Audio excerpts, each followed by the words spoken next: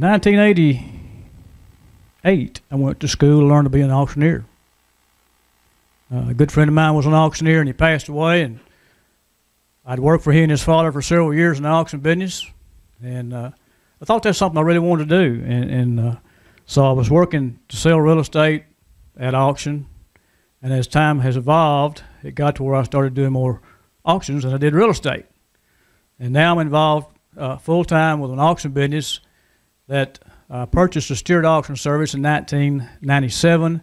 In 1999, I bought the present facility where we operate now, and we do monthly farm equipment auctions, on-site auctions, and special liquidations. I've got a good crew that works for me on my auction. My family mainly helps my wife, my son, my daughter-in-law, my daughter. Everybody helps with the auctions, so I've got a good crew to depend on. And most of those auctions are handled on Saturdays, so that frees my week up a lot of times to do the work that would be necessary that the commissioner might take care of. And a good friend of mine, Jim Wright, where'd Jim go? He moved out on me. Jim's back to back. He's a retired peace officer. Now he's helping me with my auction. So I've got a lot of retirees helping me. And I thought, well, someday maybe I'll get you retired, but I don't know. And I've got another couple, William and Margaret Dowdy, who help me with my auctions, and I can depend on them. Mr. Pat Gerald. Pat's serving as my treasurer, my campaign treasurer now, and he's helped us with some of our auctions also. And he and Linnell are here tonight. I appreciate y'all being here. Since the year of 2000, I've had the privilege of serving 2 3-year terms with the Texas Auctioneers Board of Directors. At that time, I either had to step down or go into the executive part, and I didn't feel I was ready to do that. So I stepped down from the board of the TAA. In 2005, I was raised as a Master Mason in Sulphur Bluff Lodge number 246, and I'm honored to be a past master of that lodge. I had a good friend to tell me, he said, if you really want to know how many friends you've got, run for political office. Well, I'm here to say that I'm greatly humbled by the support and encouragement I've gotten from so many friends. And if I don't get enough votes to win the election, I've still won because of the friendship that's been shown to me during this campaign. And I want to compliment Alan and Danny in running a clean race. We agreed the same thing. Well, the day we signed up, we said we're going to run a clean race. We're not running against one another. We're running for the office. And I hope you will consider me when you go to vote, hopefully April the 3rd. And if you have any questions, I'll be glad to address them. Thank you. Thank you, Wade. Now, Danny Christenberry, if you will, come up and take the mic. Well, as you notice, I don't have a piece of paper in my hand. I thought about it, but anyway, I decided I'd just tell you what I've got on my mind. I'm Danny Christenberry. Lynn and I, my wife over here, we've lived in this precinct for 28 and a half years. I was born in Hopkins County in 1958, and when I was 4 years old, my parents drugged me to where Cypress Lake is now, and I was begging to leave me behind. And I got back to Hopkins County just as quick as I could. But I was gone a few years in there, but I did get back. Some people have asked the question, aren't you and Alan kin? And we are cousins. That's right, we are cousins. We live on the same road. He didn't know I was running, and vice versa. But anyway, that's okay. What I would like to tell you is a little bit about myself. Lynn and I, we have 2 children. They went to school here at South Tilla. We have a son and daughter-in-law that are teachers in Gilmer, and 2 grandchildren there. Our daughter and son-in-law live in College Station. Our daughter's a teacher there. Son-in-law works for a rental properties firm. There oversees the maintenance. And we're very, very proud of those children. As far as education, I graduated from Mount Vernon High School in 1977. I've got a degree from East Texas at Commerce is in elementary education. I've got one from East Texas Baptist University with a math degree, and I've got an ag degree from Texas A&M, and that's my wife, my son, and my daughter. I have took a dairy farm and tried to figure out how to pay for those 3 degrees. So That is kind of my education experience. I did spend 13 years on the South Tilda School Board from 86 to 99. During that time, of course, you have to work with a budget when you work with a school. During that time, we built a science lab, we built a homemaking room, the cafetorium was built, the gymnasium was built, and the new elementary wing was started while I was on the board there. So I have had quite a lot of experiences dealing with people's tax money for years. I think the school, when I went on the board in 86, had 140-something kids. I'm thinking it was around 210, 220 when I went off of the board. So we grew about 30% during that time. And so I did have quite a lot of experience during that time working with budgets. The budget, I think, the first budget I looked at, I think, and you're going back 20-something years now, I think the first budget we had was about $600,000.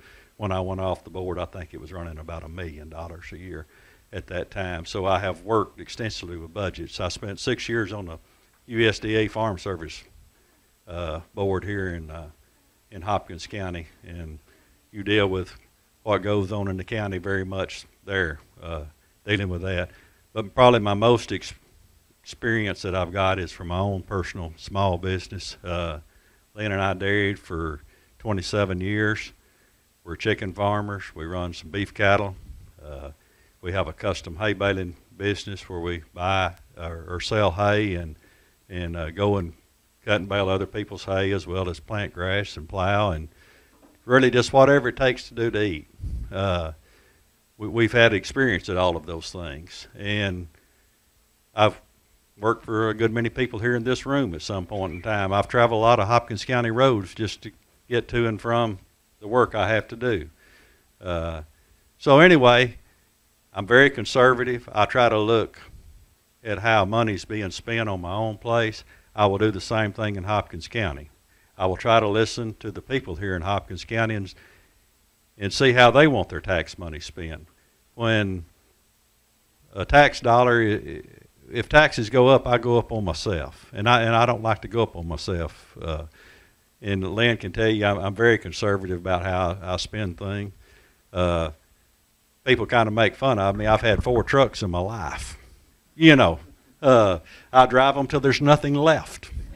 When the guy picked my truck up before this one, he said, and I went by, I said, "Is it ready?" And he said, "No." And I said, "Why?" And he said, "Because there's not enough left to fix." And he said, "You need to do something else." That's the way I believe in doing things. It's conservative. You get the good out of things. You just don't spend money to spend money. And that's the way I would like to approach Hopkins County. I want to look and see what's good for the county. And I would love the opportunity to serve you as your commissioner. And I appreciate your support. I look forward to meeting many of you when, as I get out and knock on some doors and meeting you. I look forward to doing that. I do enjoy visiting with people, and so if you've got a concern, I would love to hear it, and I would love to be your next commissioner if you would like for me to be. Okay, thank you. Do y'all have any questions for any of these candidates? Oh, I tell you what, these guys don't know how lucky they are. Y'all are easy. Okay. We've still got other candidates here, and we're still going to get to you guys, but I've got to do a little bit of housekeeping first.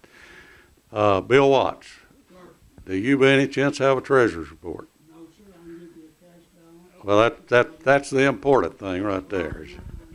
The bottom line's what we're needing.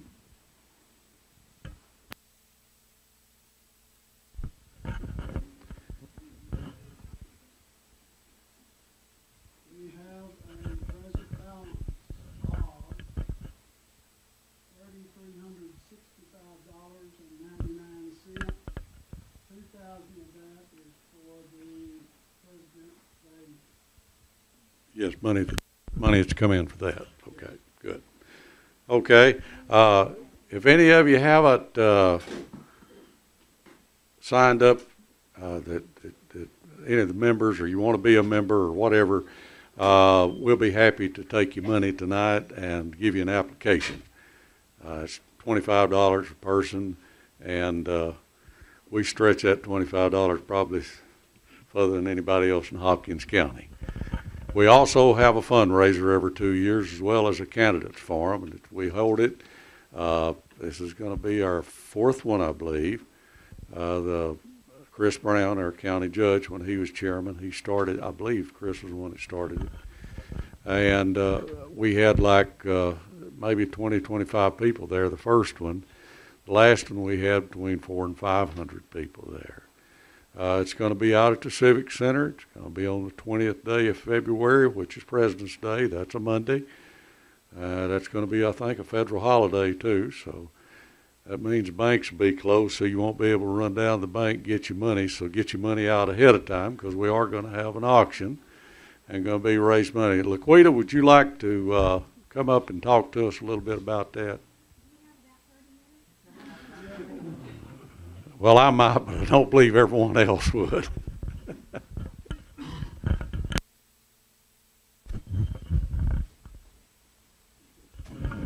I'm not running for anything, but I still need your help and your support.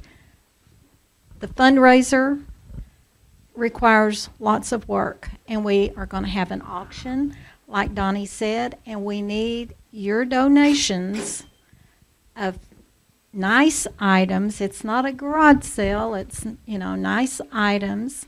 If you know anyone that has football, baseball, any kind of tickets that we could auction off. We had those last year before last, and they went great. If you know of anybody that's got a bed and breakfast that would donate a weekend or even a night, that would be great. Last year, I keep saying last year before last, Pat Chase, where are you, Pat? I saw you come in. There you are. He had a hayride with a meal afterwards, and my husband bought it, and it was the most fun, and he's going to do it again this year. Horse-drawn, beautiful, beautiful horses. So we're going to do that again this year. We had Gary Hall from the, what company is his? The janitorial service. He collects and sells lanterns, Aladdin lanterns, oil lanterns. They are beautiful and prized possessions. And he's going to donate another one of those. It's in my living room right now. I got the first one when he gave it to us year before last. So you're going to have a lot of money to be bidding on some of these good stuffs. We have several shops in town that are donating items. I think we had a quilt last year. If any of you ladies are a quilter, that would be a good thing for you to donate. We had a marble slab cutting board from a company in Sulphur Springs, B&D Decorator Center. I'm just giving you a bunch of ideas, so maybe something will start clicking and you might have a suggestion. Trey Hinton decided maybe there were too many girly things, and so he's going to have a toolbox with new tools for the guys to bid on. Bill Dietz, Dr. Dietz, and his wife, and my husband and I are doing a chili supper to sell for, I think, 8 couples. Everything you need, Dana's, Hallmark. And Kim, where are you? I saw you earlier. Okay, she and Alan are donating some certificates from Pizza Inn. If any of you have any ideas, let Donnie know, let me know. We are selling tickets. The theme is diamonds and denims. Diamonds and denim. So obviously it's Western. And we're going to have barbecue. We're going to have Bob Dewell's band. I think it's a jazz band, but we've requested some Western music.